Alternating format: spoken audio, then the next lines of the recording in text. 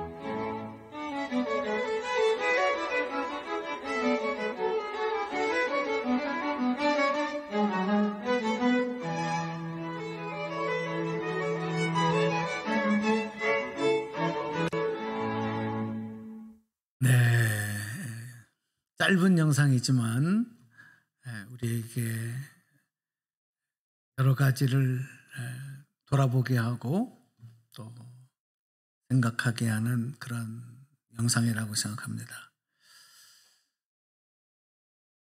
어느 한 성도가 꿈에 아주 다양한 십자가들이 모여있는 진열되어 있는 곳에 서 있는 그런 자신을 봤습니다. 그런데 천사가 나타나더니 이 중에서 하나를 선택해서 짊어지고 가라 그렇게 얘기를 하는 거예요. 이 사람이 어떤 십자가를 지고 갈까, 어떤 것을 고를까, 제일 가벼워 보이고 심플해 보이는 십자가를 선택했습니다. 그리고 짊어지고 가는데 이 웬걸요? 이게 너무 무거운 거예요. 야, 이거 잘못 골랐구나. 천사에게 이거 바꿔도 됩니까? 그럼 바꿔라. 그래서 좀 더 가벼워 보이는 십자가를 선택해서 짊어지고 갑니다. 근데 이것도 무거운 거예요. 이거 또 바꿔도 됩니까? 그래, 바꿔라. 그렇게 몇 차례 바꾸기를 반복하다가 마지막 십자가 하나를 또 고릅니다. 천사가 그렇게 얘기를 하는 거예요. 그 십자가는 당신이 처음에 골라 선택하여 짊어졌던 십자가입니다. 여러분, 앞에 보았던 십자가는 무거워서 자꾸 잘라내고, 이번에 제가 말씀드린 내용은 무거워서 점점 가벼운 십자가를 찾고 이 십자가를 짊어지고 주님을 따라간다고 하는 일이 힘들고 어렵다는 내용을 우리에게 잘 설명해 주는 내용들이라고 생각을 합니다. 예수님의 고난에 참여하는 일이 어떤 것인지를 우리가 분명히 깨닫지 못하면 우리가 주님의 십자가를 지고 주님 따라가는 삶을 살 수 없습니다. 우리가 흔히 이런 얘기를 해요. 삶의 무거운 십자가를 내가 짊어지고 간다. 우리 가정의 무거운 십자가를 내가 다 짊어지고 간다. 여러분, 그거는 십자가라고 표현하면 안 돼요. 십자가는 예수 그리스도의 십자가밖에 없습니다. 오늘 우리가 예수님의 고난에 참여하며 주님 따라가는 삶에 대해서 오늘 특별히 우리 종료주일을 맞아서 또 앞으로 한 주간이 고난 주간이 펼쳐지는데 또 세 가지로 나누어서 여러분에게 말씀을 전달해 드리겠습니다. 자, 우리 첫 번째 한번 보겠습니다. 소리내서 읽어보실까요? 시작. 기독교가 고난과 십자가의 종교임을 정확하게 이해해야 합니다. 네. 여러분 다 기독교인이시죠? 크리스찬이시죠? 네. 불교도가 여기에 나와 계시진 않을 겁니다. 내가 믿는 기독교는 어떤 종교이냐? 이거를 온전히 이해하지 못하면 자꾸 착각을 해요. 분명한 사실이 뭡니까? 기독교는 고난과 십자가의 종교다. 자, 마태복음 16장 24절 말씀 준비해 드렸는데 한번 우리 같이 읽어보겠습니다. 시작. 이에 예수께서 제자들에게 이르시되 누구든지 나를 따라오려거든 자기를 부인하고 자기 십자가를 지고 나를 따를 것이니라. 네. 신앙생활 하는 것이, 예수 믿고 신앙생활 하는 것이 예수님 따라가는 삶인데 어떻게 따라가야 된다고요? 자기 십자가를 지고 나를 따라라. 이 십자가를 진다는 게 무겁고 힘들다는 거죠.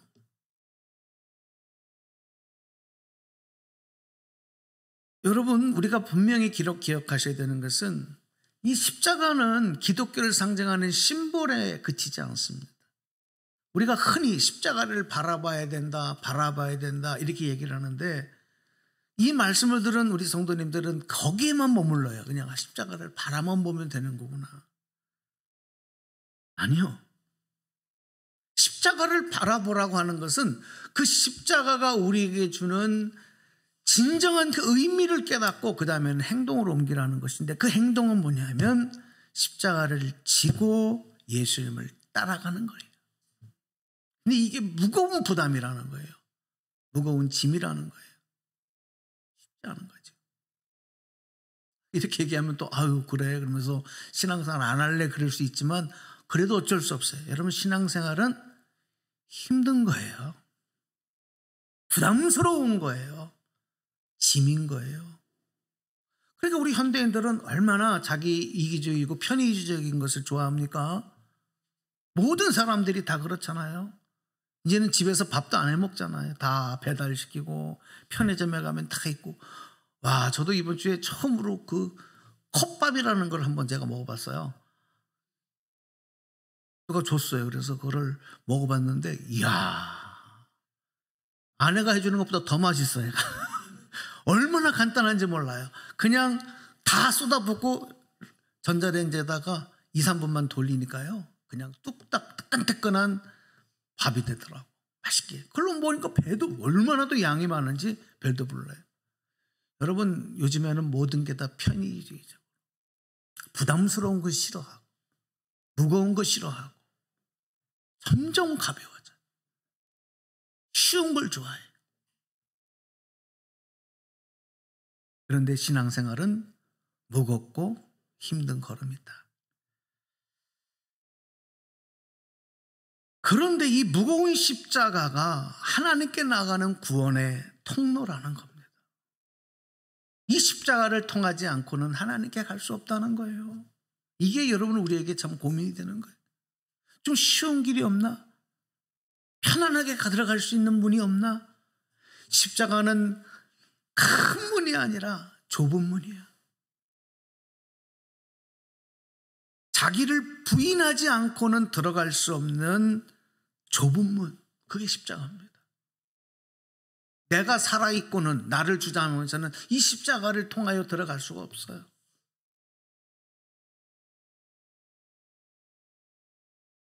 예수님은 죄인인 인간이 당할 심판을 대신하셔서 십자가를 지신 것입니다.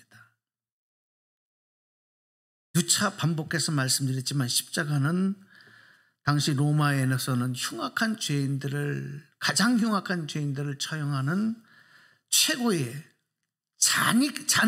잔인한 사형틀이라고 말씀을 드렸습니다. 그런데 하나님은 그 무시무시한 십자가를 인간을 구원하는 구원의 도구로 사용하셨다는 거예요. 오늘 고난주간이 시작되어지는 종려주일을 맞아서 예배를 드리고 있습니다.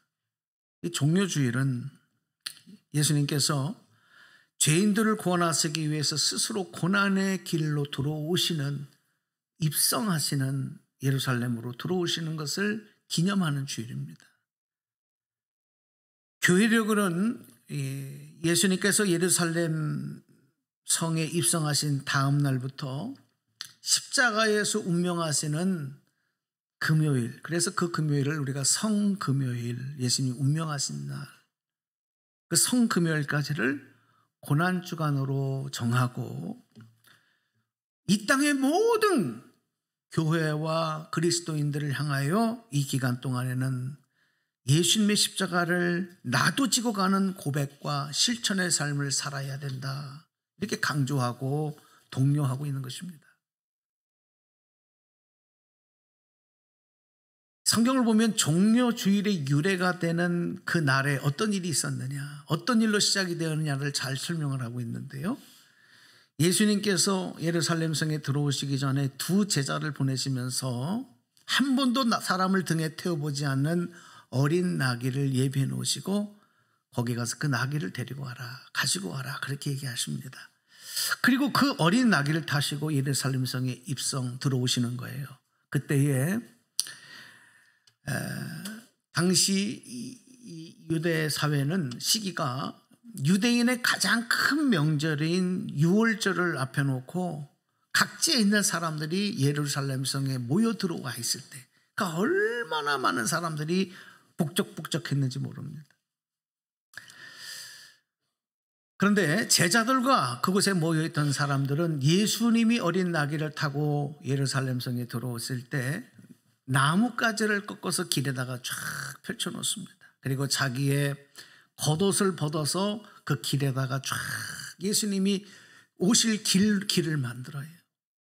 그리고 손에는 종려나무 가지를 흔들면서 그 예루살렘에 오시는 예수님을 열광적으로 환영을 했습니다.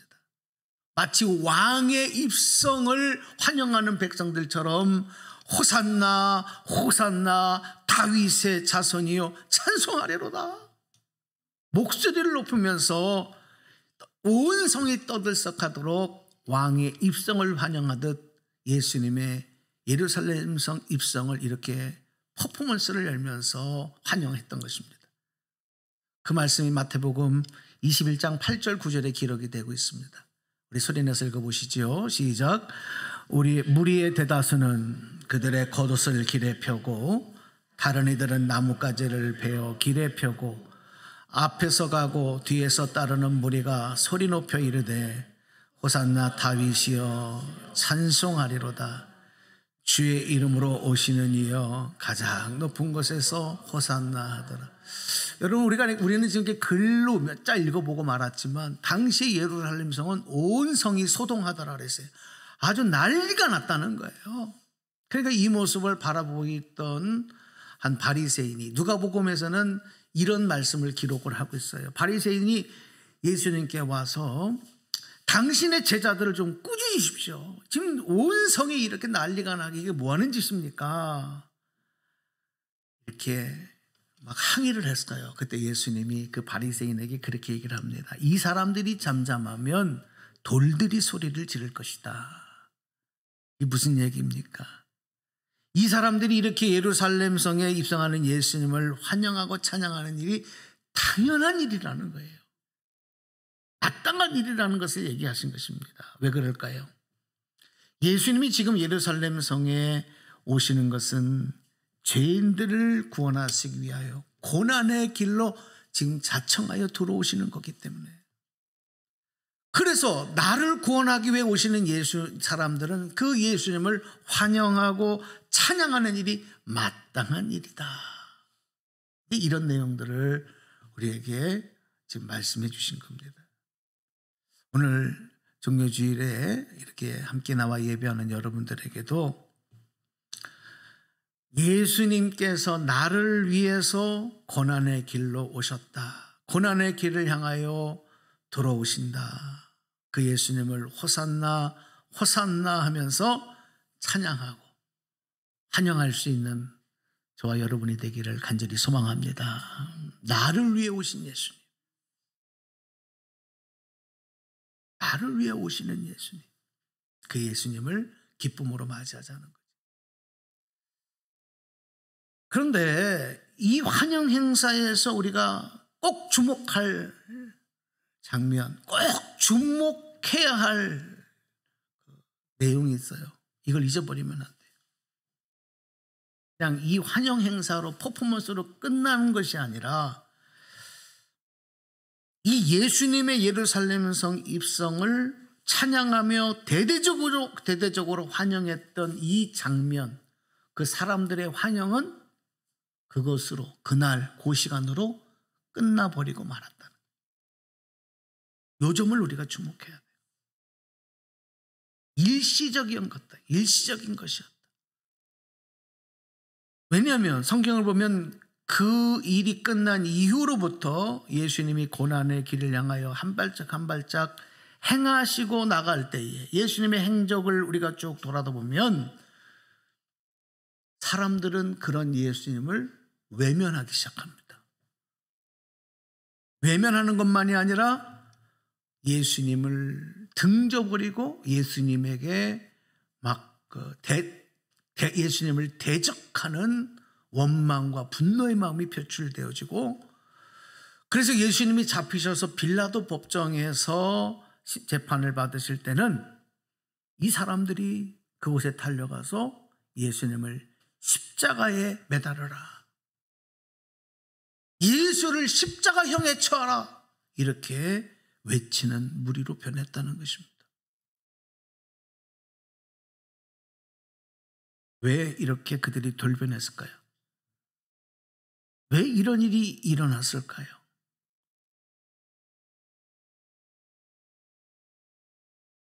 예수님께서 아무 저항하지 않으시고 힘없이 당하시는 그 예수님의 고난 당하심을, 고난의 의미를 이해하지 못했기 때문에.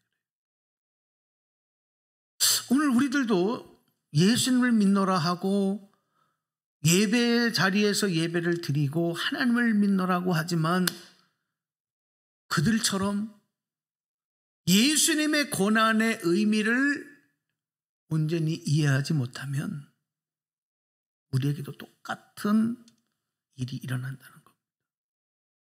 예수님의 고난의 의미를 여러분 알고 계십니까? 정말 깨닫고 계십니까? 이 일은 그 무리들만이 아니라 예수님과 함께 동고동락하며 3년 동안을 예수님께 직접 사사받고 배웠던 제자들도 마찬가지였습니다. 예수님께서 로마 군인들에게 잡히셨을 때에 제자들은 모두 다 도망쳐 버렸어요. 무서워서 숨어버렸어요. 베드로는 예수님을 나는 저를 모른다고 3번이나 부인해요. 왜 그랬을까요? 예수님의 고난의 의미를 몰랐기 때문에 그런 모습들이, 그런 태도가, 그런 반응이 나온 거예요. 여러분 예수님의 고난의 의미를 정말 잘 이해하고 계십니까?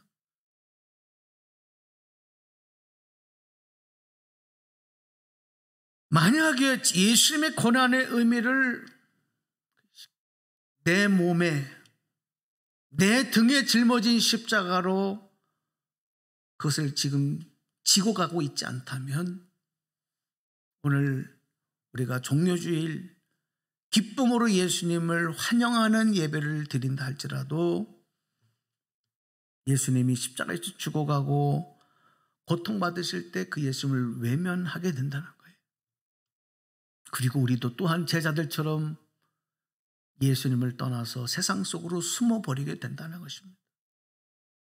이게 오늘 우리가 정말 심각하게 고민해 봐야 될 내용입니다.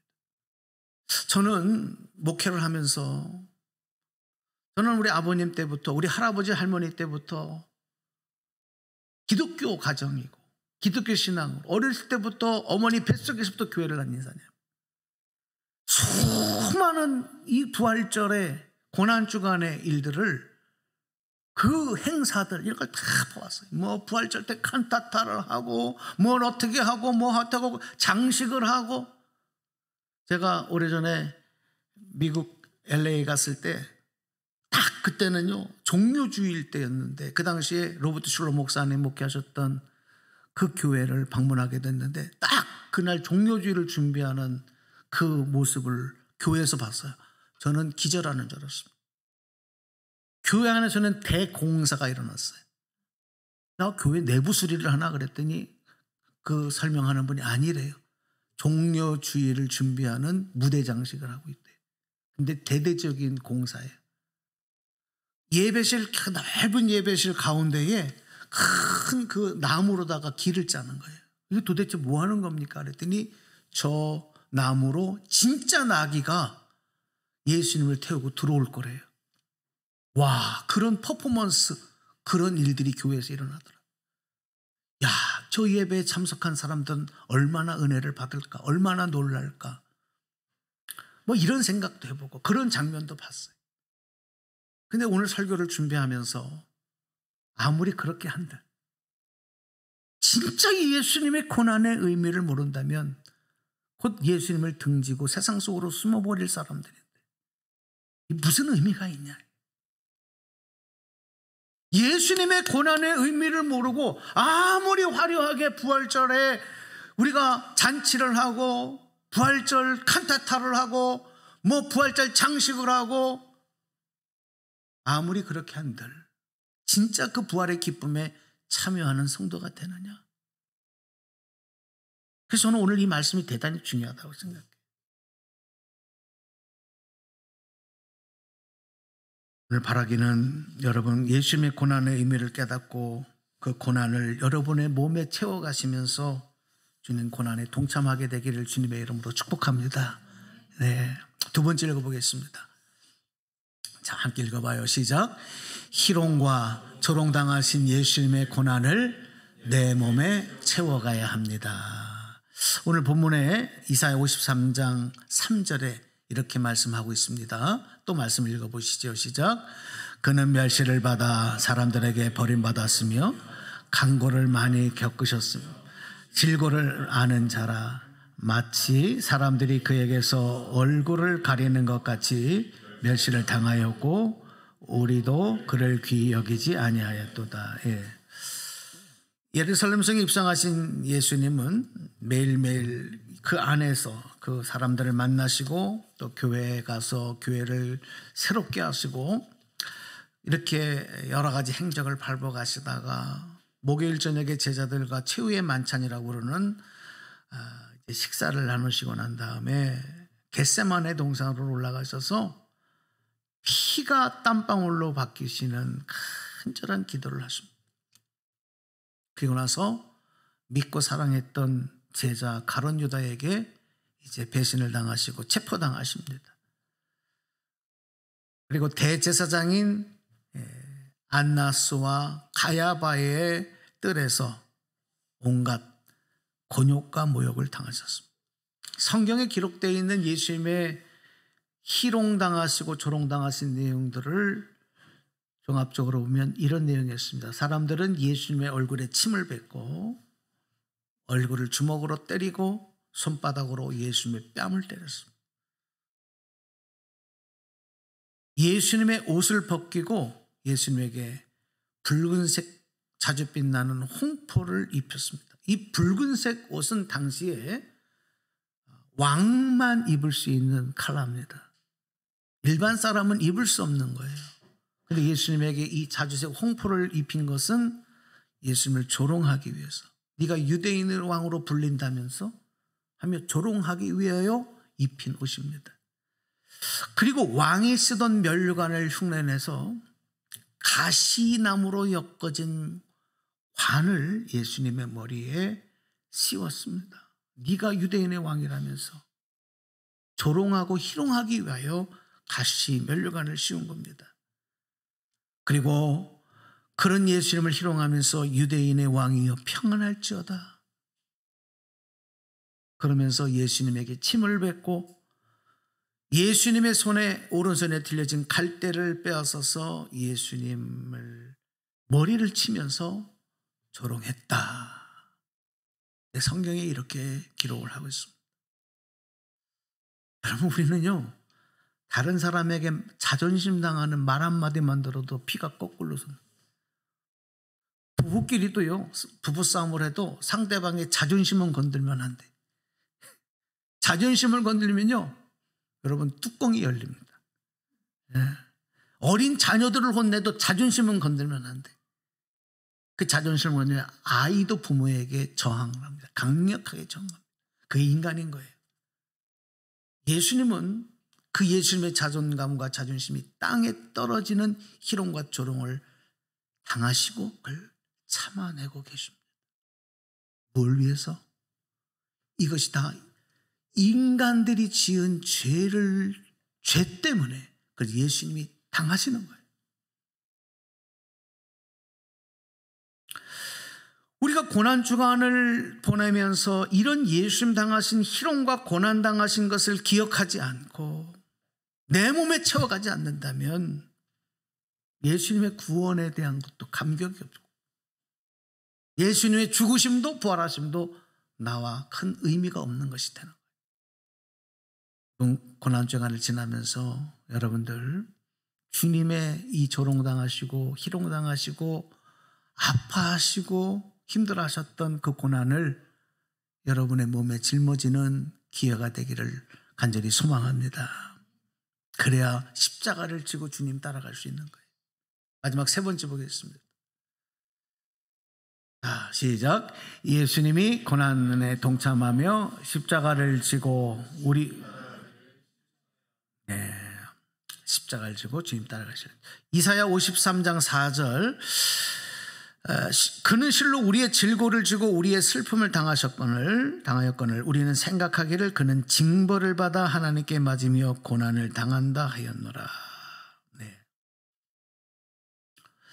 당시에 로마에서는 사형수들에게 특별히 십자가형을 받은 사형수에게는 사형을 집행하기 전에 그 고통을 더 가중시키기 위해서 채찍질을 했다고 합니다. 채찍질을 하면 그 채찍에는 그 끝에 갑각류의 그 날카로운 그 껍질들을 또 쇠붙이들을 끝에 달아서 채찍을 만들었기 때문에 그 채찍을 한번 치면 그 채찍이 사람의 몸을 휘감고 그 채찍을 잡아채면 온몸에 살이 근육들이 떨어져 나가는, 온몸이 찢겨지는 거죠. 상처 나는 거죠. 피가 나는 거죠. 그 고통을 주기 위해서 그 고통의 몸으로 십자가에 달려 죽게 하기 위해서 고통을 가하기 위해서 채찍질을 한 겁니다. 그러니까 이 채찍질은 대단히 고통스러운 형벌이었습니다. 예수님은 그 채찍질을 당하셨습니다. 그리고 그 상처난 몸으로 상처난 등에 무거운 십자가를 지시고 골고다 언덕을 올라가신 거예요. 그래서 쓰러지고 또 쓰러지고 일어나기를 반복하며 골고다 위에 십자가가 세워지고 그때 예수님은 우리가 머리로 지은 죄 때문에, 우리가 두 손과 발로 지은 죄 때문에, 우리가 몸으로 지은 죄 때문에, 우리가 마음으로 지은 죄 때문에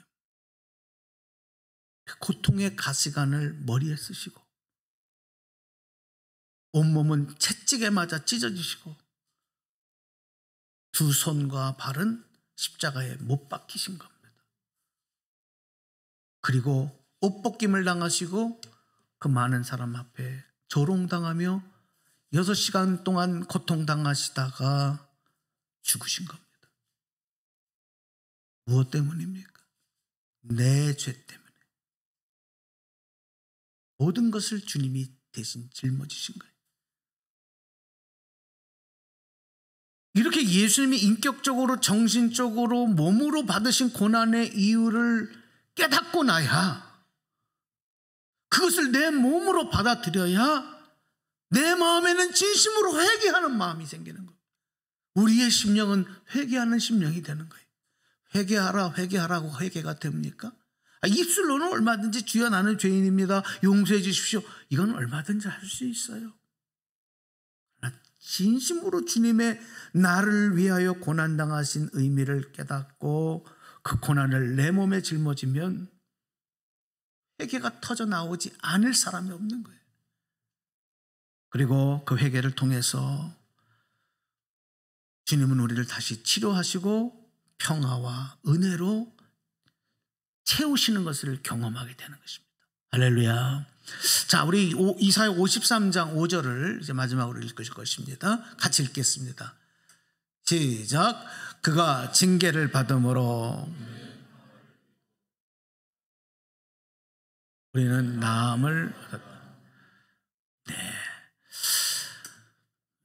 53장의 그 앞에 말씀해 보면은 그가 찔림은 우리의 허물 때문이고 그가 상함은 우리의 죄악 때문이라.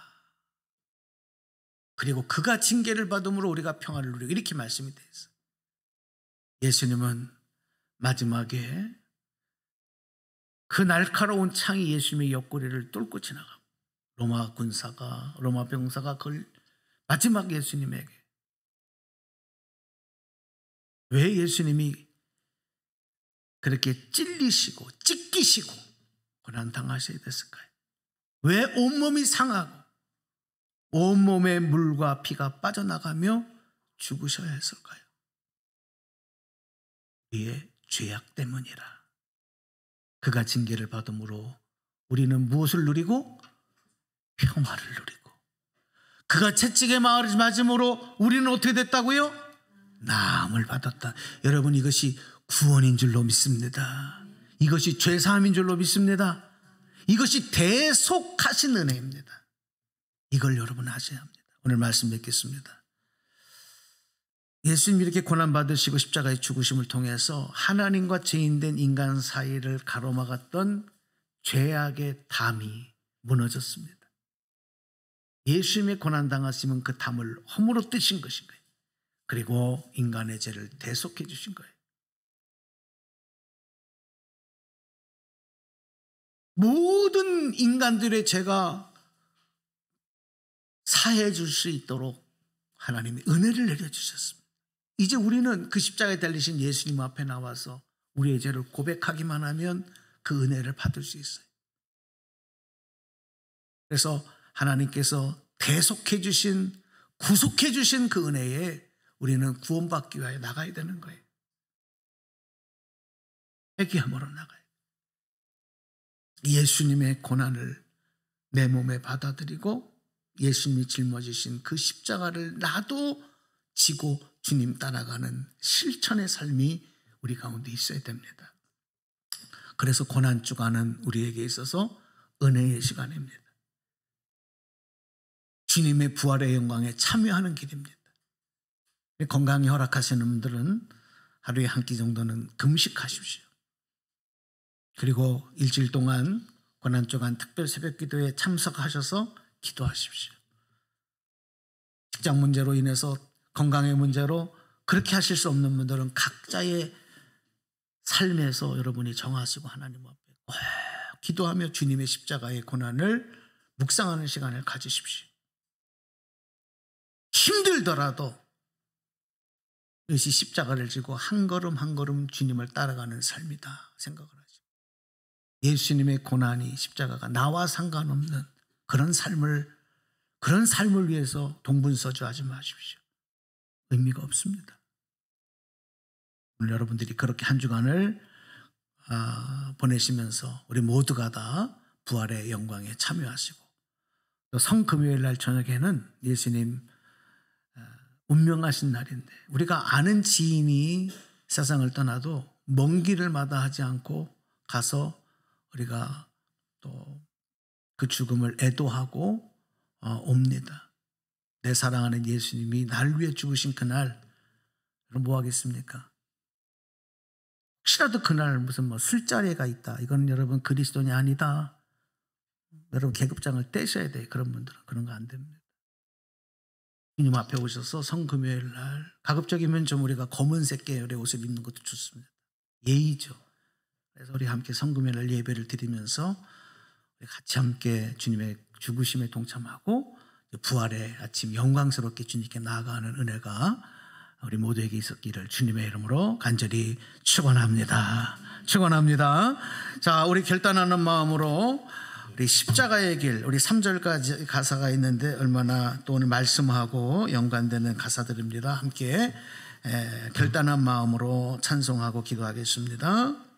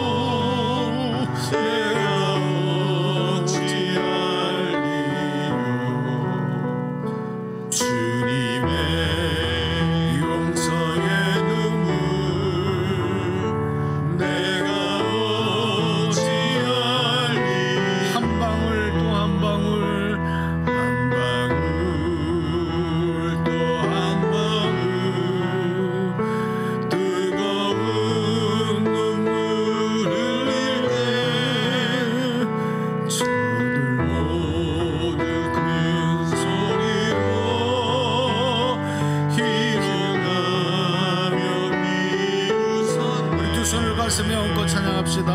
옆구리 창에 지어